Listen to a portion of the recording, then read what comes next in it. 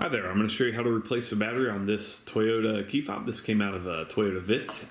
And really the only thing you need is your replacement battery. This takes one of these 1632 batteries, and you can get these on Amazon. They're very inexpensive. There's a link below in the description that will take you there.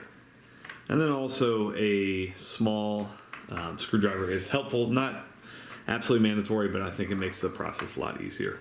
Okay, so first order of business, you want to take out this key. So do that by pushing here and pulling that out. Then take that key and insert it in this slot right here. And just twist like that. And there you go. There's your battery.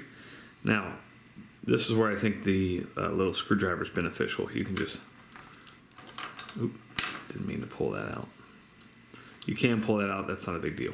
Or just pop it out like that.